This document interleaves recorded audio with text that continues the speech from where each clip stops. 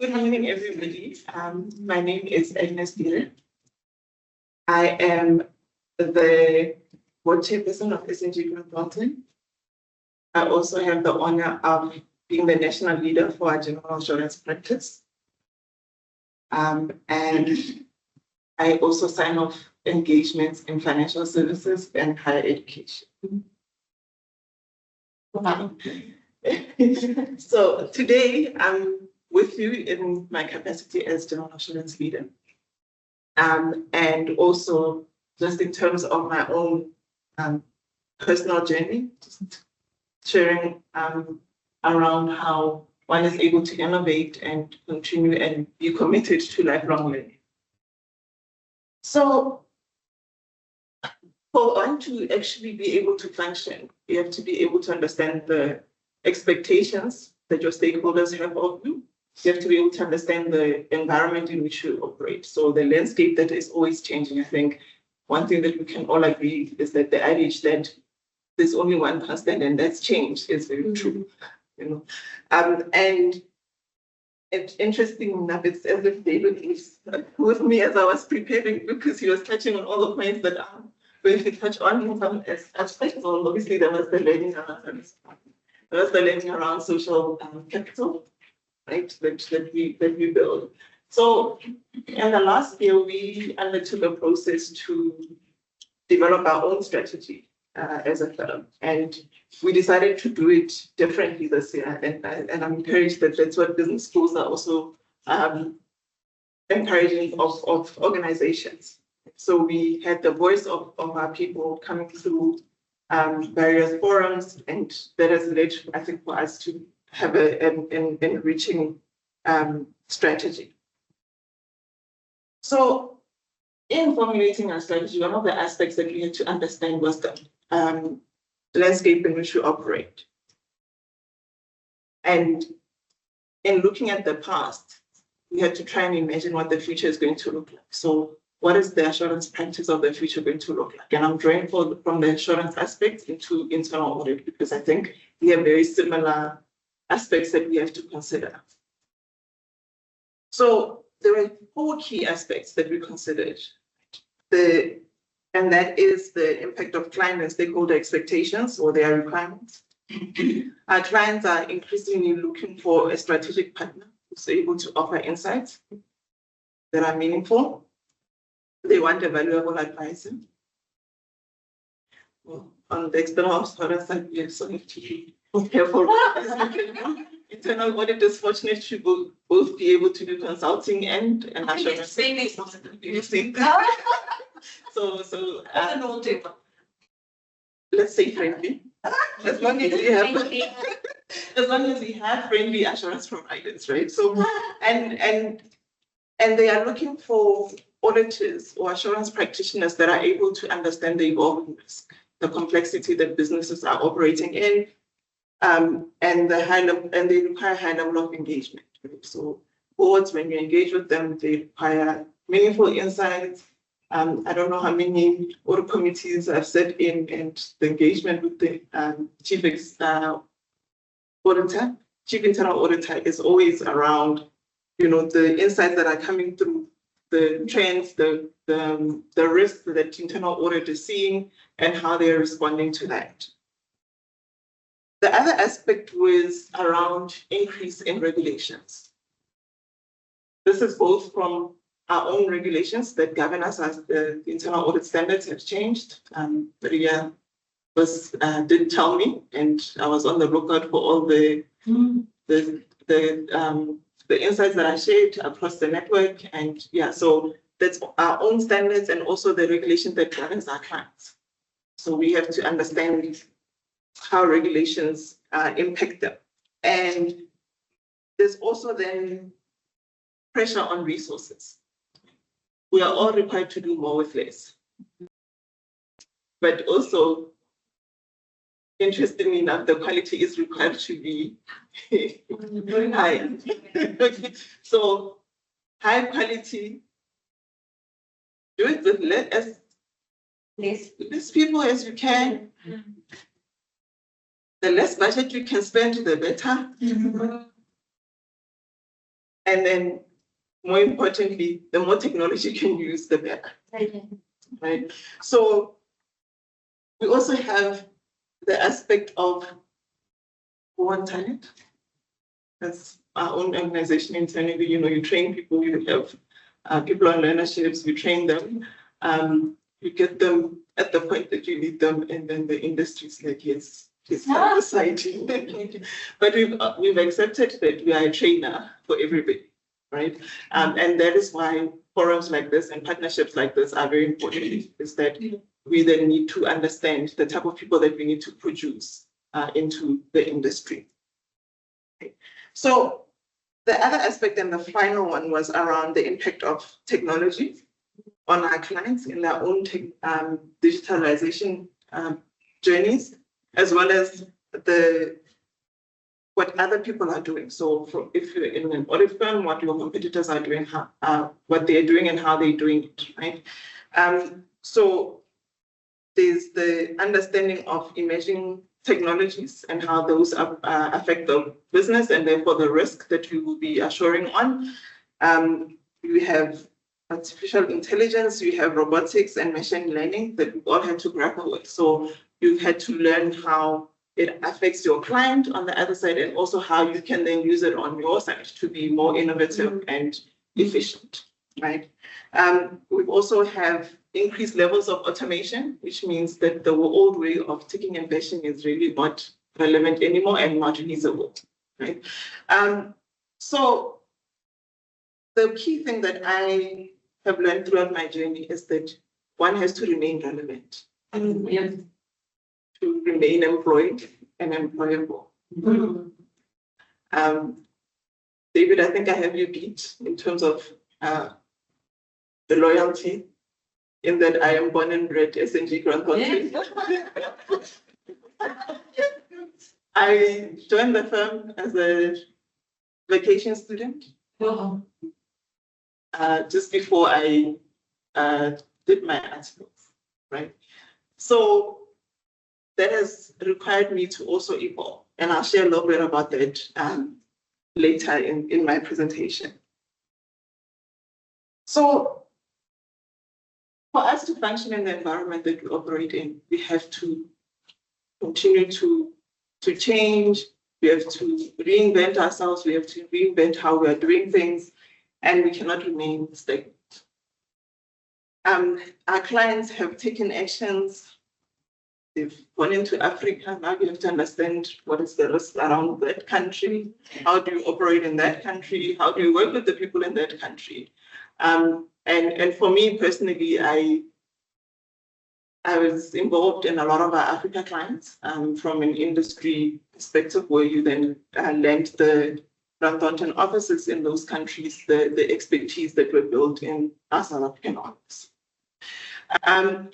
We also had COVID-19, which was a key event that has been one of the most impactful aspects on businesses. It's required us to operate differently. I think all of us are traumatized by the team sound. I actually changed my picture on my Teams the other day because one of our new managers was a first year in the year COVID hit. And she was like, Agnes, you need to change this picture. It's giving me trauma. I'm remembering every time you were calling me, because first years are very scared. And you hear the ma'am as they introduce themselves. I've been called people's mother here. Also on the other side, I also used to do it, when you were a trainee, so it's come back. I only have post in my life. I don't have mommy sometimes. No, and let me break it to you, Ria. You do have mommy on the other side. You just don't know it. But the word on the ground is that it is that. And it's required us to be able to operate in a hybrid manner, which means that markets are open for all of us, right? And therefore, you can as your client follows a globalization strategy, you are able to follow them, right, in how you operate and understand the risks in country and how you actually understand the impact on group from our side. There's also quite a lot of data at the moment, which poses a lot of risks. And that has required all of us to use tools for efficiency, tools to provide meaningful insights of data, and also understand risks. Gone are the days of selecting a sample and sorry, yes. You will be surprised. I did join. I joined when we were using laptops, but I did still take financial statements with the and cross-reference with the red pen and blue pen. Days with no computer. So and that is just testament to how we always have to evolve and keep learning in doing the jobs and doing it well, right? So we also are requiring tools for efficiency, as we said. Finance is saying internal audit. If you don't have this expertise, you can co-source. As you co-source, please, you have only this budget. So you need to find someone that is going to be able to give us the insights that we need at the most efficient, in the most efficient way, right? And that means tools in our ways. And what it's encouraged is also us all having best practice, right? And we do this in our teams by having common goals of always wanting to be the best, right? Increasing the quality, as we said, the need for high quality is going up every day. In our world, we have a regulator, that is also monitoring what's happening in other jurisdictions as well. And so you're not only contending with what is happening in South Africa, you also have to understand the trends that are coming in from an international perspective. What is it that are coming out of monitoring results so that you can always reinforce and make your methodologies better.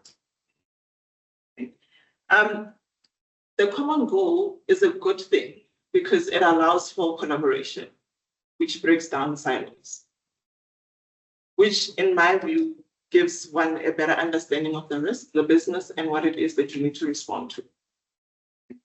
We also have in South Africa the benefit of combined assurance, right, that has allowed assurance providers to come around the room and be able to share insights and views on risk, as well as understanding of challenges that they're encountering, as well as whether there are any overlaps and reducing duplication so that we all don't irritate our clients. Why is external audit doing the same thing that internal audit was doing, right? And in my experience, and when we engage with the different assurance providers, business, first level of assurance, you can discuss the same event, and I can tell you now, you will hear, let's say you're meeting 5 people, you will hear 5 different perspectives of the same event, which highlights the importance of this cross-functional meetings so that internal auditors are equipped to understand what is happening in the business and therefore can better understand the risks that the business is facing.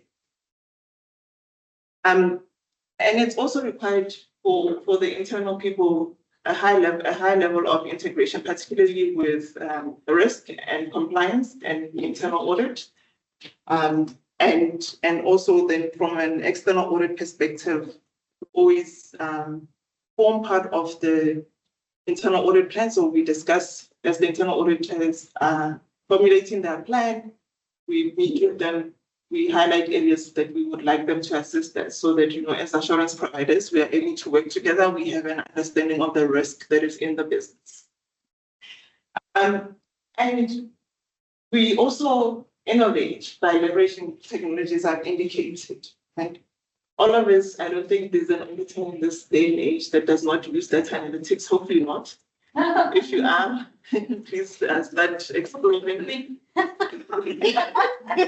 please start exploring the use of data analytics. It's a very useful and powerful tool to understand in a more meaningful way what is happening in the organization and therefore the areas that you need to focus on. There's also developments of tools that we all use in doing our work. Ria is going to unpack Saron as we have and she is going to unpack the. No, I'm just going to do ChatGPT. I'm on the other side of 50. Why do I have to move so hard? Having said that, understood. Having said that, I have to highlight that we also do have to understand the ethical impact on artificial intelligence, particularly, right? So around confidentiality, around the accuracy of the information, and just how it actually is for the good aspects, where it saves the time and is a good tool to use around efficiencies. So lots of people, I think Australia firm just indicated that they are able to give, I think they said 4 hours every week back to their employees. Mm-hmm. So it is a powerful tool, and we all have to evolve and innovate continually. You cannot keep doing things the same way. And one of the most powerful aspects of continuous learning is the sharing of insights. When teams get together, they share case studies, they share what they're experiencing. Not only does it assist teams on the ground to make better decisions, it makes them more confident to engage with the client on the other side, and it makes them more credible when they're engaging, and the client is able to see that they actually understand what it is they are doing. Right. We also, even on our side, require that our audit teams engage with the business, because if you don't understand the business, you will never understand the risk, and therefore you will have an incorrect strategy. Then you end up with risk that actually eventuate, and then you hear the question, where were the auditors? And no one wants to be on the other side of that question, right? So it's very important to embrace that quality of engaging with business, to understand what it is they are planning to do, what it is they're doing now, and also understand maybe the things the blind spots that they not see, right? And then that speaks back to that requirement to be a strategic advisor and a valuable advisor to the business. We also encourage training, the most common aspect of this. Training, certification, it lends credibility in your engagement. It assists you to reinvent yourself. And as I said, it gives you confidence to engage with your stakeholders. The other aspect is the impact of quality reviews. There's a very useful feedback loop into methodologies, improvements of methodologies, continuous improvement, being able to do it better in a more efficient way with high levels of quality. So that is the one aspect I can highlight, is that when you embrace quality reviews and implement quicker, it lends itself to having better methodologies. Right? Ultimately, we all need an environment to operate with that encourages innovation. And I'll share my own experience in how I've reinvented myself in my short career. As I said, I started off as a VEC student. I then joined the firm as a trainee, the cycle contract. I was in our financial services group, and my main, when I was in training, I actually probably did most aspects of financial services, except insurance and medical schemes. And then I became a manager, senior manager, and then a director in financial services. And then as you move up, it required high levels of specialization and increase understanding of industries. So I found myself in central banking, and treasuries, right? Wow. Which required that when IFRS 13 was out, you had to understand because you must engage the client better than, they deal with it every day and you are engaging with them theoretically, right? So that also required that I learn bank regulations for auditing. Sure. Right? So then not only was I understanding auditing, IFRS, and I had a skill on bank regulations. In that spirit of industries, we also had the BE codes that we used to do as a firm. And interesting enough, that story didn't start just with clients, actually. It was an own internal process where one of our directors, when I was in second year, said, here are the codes, see how you improve our level.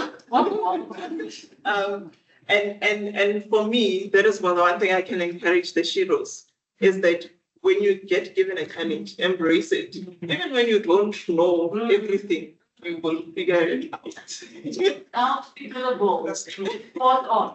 You will figure it out and you will come out a better person on the other side. Definitely. So that required, then we had a whole industry discussion. Auditors were now coming into the industry. So we were a verification agency before. Then auditors came into the industry, which then required a senior management certification with UNISA Business School. So I did that. Okay. Before I was even promoted, the firm gave me the opportunity to go through to the Stellenbosch Business School to do a senior management development program. That assisted me to transition into the next role. Okay, I said to one of my clients, I'm tired of studying. This is it. She said, yeah, sure. I've known you a few years and you keep saying this, but that is definitely not happening. Okay, then I was in financial services, now doing audit, signing off. And then the firm asked me to be the chairperson. So the directors, I guess, trusted me enough to. Maybe. Maybe I was the yeah, so that required something else. And I always say I should say no a lot more, but then again, it stands in the way of learning, right? About 2 months later, I was then asked to head up our national general assurance. And I'm like, I've spent my entire life in financial services. I have no idea. I have an idea because I did it in school, right? But this is not rivers I swim in. And in that transition, I found myself in higher education and learning another industry. And that also required a higher understanding of leadership. So the firm gave me another opportunity to go to executive development program. It's our Grant Thornton one at Harvard. And this was very useful for me and for the firm also, because when we learn and improve ourselves, we benefit our employers, we benefit ourselves, right? And for me, that is the one thing I can encourage, is that one has to remain relevant, one has to remain or be committed to lifelong learning. Also, you can't work for Victor and not and not want to study because he's a what is it called, lifelong scholar, yes, right? But you also see the benefit, right? Because it makes your job a lot easier. It increases your level of effectiveness in doing your job. So as I close, would like to encourage the chief audit executives to create environments that enforce lifelong learning. I'd like to say to the Shiros, commit to lifelong learning. Not only does it benefit your employer, the industry that you operate in, but yourself personally. And for that, thank you.